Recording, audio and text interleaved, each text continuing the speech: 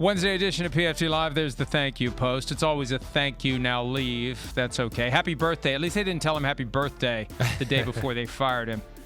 Probably because it wasn't his birthday. One last thing about Harbaugh before we move to the Ravens, because we were having the conversation during the break. One option he would have is to sit out the year and then just kind of monitor and plan, and everyone would know he's going to be the A-list candidate in the 2027 cycle. Now, he's 63, so you only got so many years left to coach, and maybe you don't want to give up a year waiting for a better opportunity. But you mentioned Washington.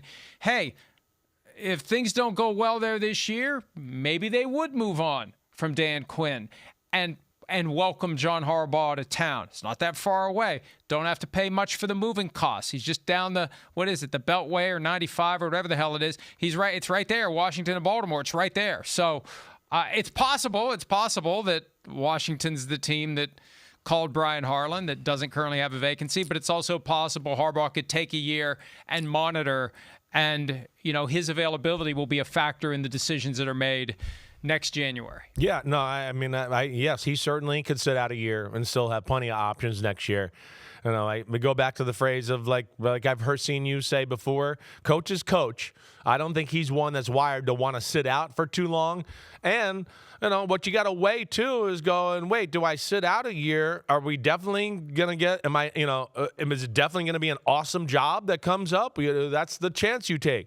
Where we've explained here already, there's a few spots here where I go, it's set up. It's not as bad as you think. You take over right now, you'd go, whoa, player here, player there. This team could be turned around in a hurry, right? I bring up the Giants, and I'm not just saying that because I'm a Giants fan, but, like I explained before, you got all those pieces. We saw how close they played some really good teams this year. They're not that far off to where you might go, I don't know if I want to pass up an opportunity like that where the team is kind of set up. So, yeah, he's going to have his options. It'll be interesting to see what he does here. And he would handle the media well.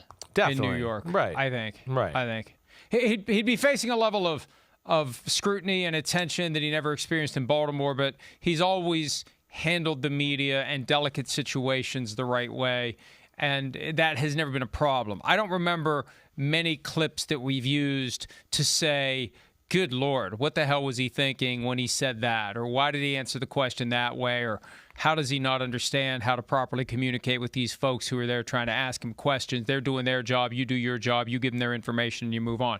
Hi, it's Mike Florio. Thanks for watching PFT on YouTube. Hit subscribe for the latest news and analysis from Pro Football Talk.